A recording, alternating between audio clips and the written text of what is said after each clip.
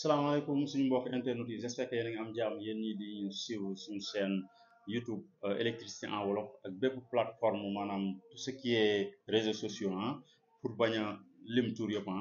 donc tey ñuy waxtaanee sujet bi xamante ne day xaw a doy waa tuuti mooy prix main d'œuvre donc souvent ouvrier yi bëri nañ ñun entre électriciens liñ ciy waxtaanee donc man damay focaliser juste ci ñun ci suñu en fait ñun ci suñu domaine quoi muy électricité. léegi pourquoi nit yi di jëlee yenn chantier ak yenn prix yi nga xamante ne vraiment doy na waar mais lan moo tax nit ki di ko jël est-ce que dañ ko war a bon en fait est-ce que dafa xamul wala dafa toll diggante wala bon c'est un peu compliqué quoi parce que problème socio-économique day posé wu nit yi souvent di jëlee chantier par niveau man je dirais parce que chantier par niveau la ñuy jël en fait chantier duñu jël chantier global chantier da ngay jël par niveau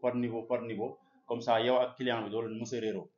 léegi en fait lan moo tax ouvrier yi souvent man je me suis posé la question mais aussi je parle en connaissance de cause lan moo tax ouvrier di jëlee chantier 300 000 baaxul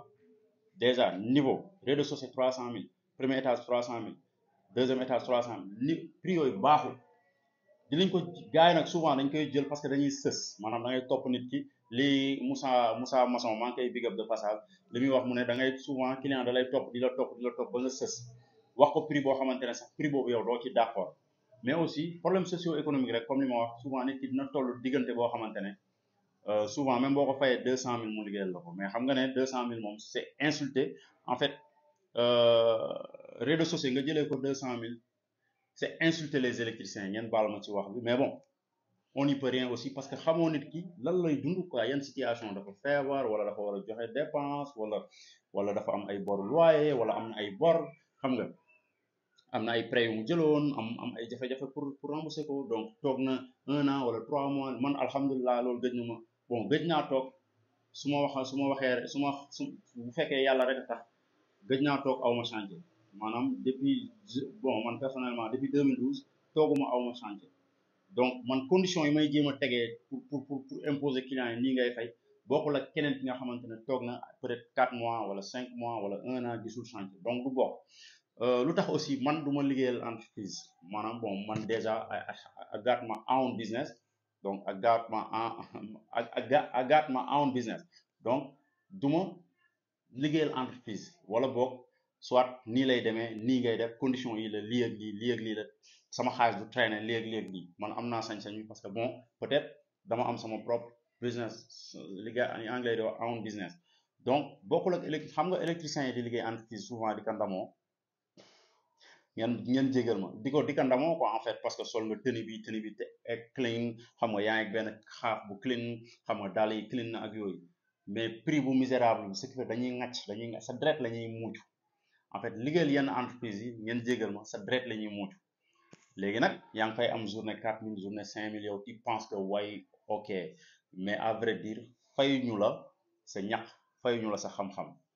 ak risques yi fayuñu la ko vraiment sama gars yi je suis désolé mën ngeen liggéeyal entreprise parce que amu leen choix man j'ai vu pas mal d'électriciens amuñu choix moo tax ñuy liggéeyal entreprise yi te man li ma wër te wër mooy seen dret la ñuy ŋàcc foofu donc prix main d'œuvre ñu ñëwaat pour ma bañ a génn en fait pour ma bañ a génn but du sujet léegi lan moo tax électricien di jëlee 200 000 300 000 prix niveau te xam na ne loolu baaxul prix yooyu xam nga ne boo tëddee sax guddi nga waxtaan ak sa njëgënaay xam nga ne prix yi baaxul léegi ñun bu ñuy def formation dañuy jàngal nañu en fonction de da ngay taxer client bi en fonction de devis bi ampleur du devis man jàng nañ ko parce que de manière conventionnelle da nga koy jàng lii lañ lay wax lii mooy lii mais man personnellement man du ma nanguma loolu bon mën naa lu tax man nanguma loolu man damay taxer client en fonction de grandeur u liggéey bi coono bi ci war a nekk sama type d'installation foofu laay taxer client mais du ma la taxer selon devis bi aussi ñu wax ci ma def foofu benn parenthèse en fait devis c'est payant devis du gratuit encore une fois parce que du ma wax pour yeneen corps de métier yi parce que man li ma concerne la ëpp li may wax muy électricité maanaam devis c'est pas gratuit les gars je suis désolé mais devis c'est pas gratuit donc nit da ngay gëm sa bopp en fait gëm sa bopp ça permet yow client bi da lay respecter ça dépend yow lan ngay dégager en fait côté leadership dañ lay jàngal ne nit da nga war a gëm sa bopp en fait mën nga perte marché mais gëm nga sa bopp moo tax nga perte marché bi anyway parce que à l'avenir tu vas gagner hein, parce que ñun ñi ñëpp dañuy dal souvent électricien perte benn R+3 R+4 R+5 parce que day am ay désaccord ak client bi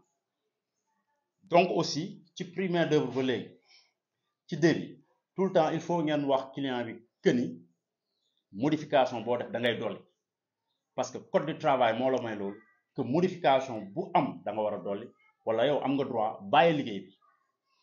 lu aussi nag li gars yi olof njaay naan ragal a féete day xañ a wërsëg effectivement donc ma defaat beneen parenthèse pour wax que ouvrier yëpp da ngeen war a gëm seen bopp en fait vous êtes des businessmen vous êtes des leaders xam nga vous êtes des patrons comme patron bi di muy gaaree 4x4 am taxaw wax ak yow nga gaare sa scooter wala yow tam nga gaare sa 4x4 taxaw wax ak ñoom fu ñu taxawee sigg def ni seen mbagg yow nga taxaw def ni seen mbagg parce que il faut nga gëm sa bopp bien vrai que dañu dund ci benn société capitaliste bu may wax tout le temps sama gars yi sama boy yi sama apprenti ma ne leen en fait dañuy dund ci benn société boo xamante ne c'est une société capitaliste de plus matérialiste donc société sénégalaise c'est une société vraiment actuellement capitaliste et matérialiste lu tax matérialiste mooy fii boo amul xaalis t'es pas considéré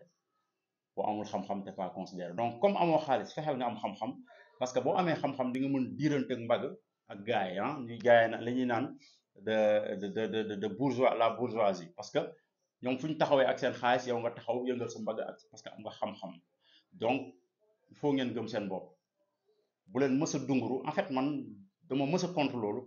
mooy may gis ouvrier di jaamu nit quoi en fait di jaamu client non mais les gars désolé mais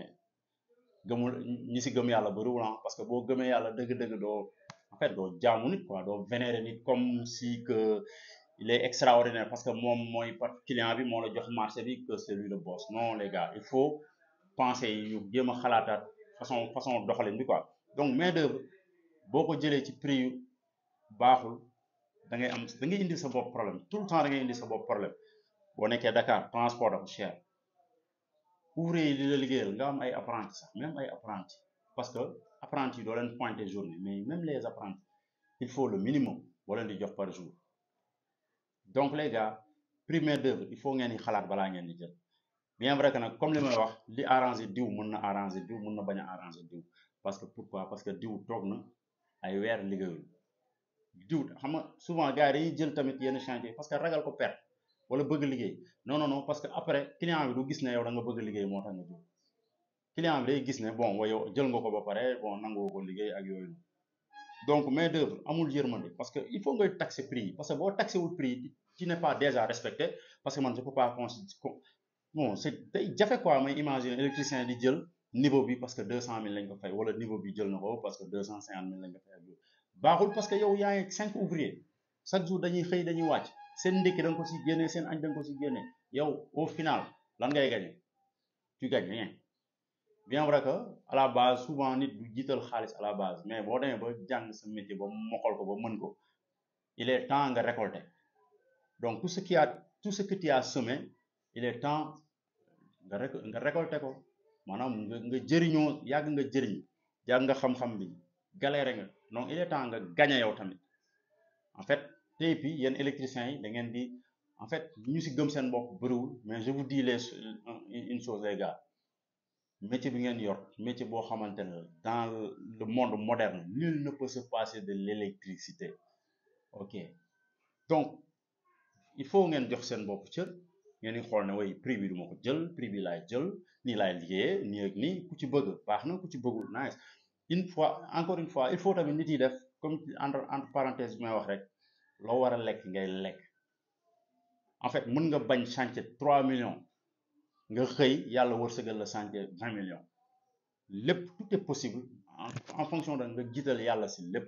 comme quoi que moom mooy maye moom mooy xañe moom a xañ li ok anyway moom may lii ok nice xam nga donc loolu prix main d'œuvre il faut ngeen si teg seen loxo devis bu leen ko gratuital bu leen ko def gratuite parce que xam nga lu tax devis waroon nañ ko def gratuite parce que da ngay bind devis nice jox ko client bi mu jël ko jox ko keneen kooku liggéey ko donc lu si bàyyi suñu xel man devis non dam lay dam non le devis da ngay fay non devis nga bëgg non da ngay fay minimum mën naa la charger 15 000 wala 5 000 parce que étude la étude c'est pas gratuit bu la ko keneen doon defal du gratuite parce que dafay calculer day toog di xalaat di woote pour am ay prix donc devis c'est pas gratuit les gars bu munul ñaax ba munul ñaax nag xool leen noo leen di négocier mais yenn prix bu leen ko nangu di jël da leen di gaañ quoi te chantier du yegg loolu moo waral chantier du yegg ak aussi modification boo gis ci chantier dafay fay client bu déplacer porte fii indi ko fii interrupteur boobu ngay indi fii di déplacer loolu liggéey la donc loolu tu dois le taxer malheureusement man bàyyi naa ci ay chantier yu bëri ci détail yooyu waaw bàyyi naa ci ay chantier yu bëri ci détail yooyu client bi yokk mu ñëw di ko laaj 50 000 ngay yokk mu ne ma noo yaa koy liggéey ma ne ko est-ce que c'est forcé bàyyi naa ci chantier donc loolu la quoi ngeen gëm seen bopp les gars encore une fois ci prix yi bu leen ci caaxaan quoi prix moom prix main d'œuvre bu leen ci caaxaan quoi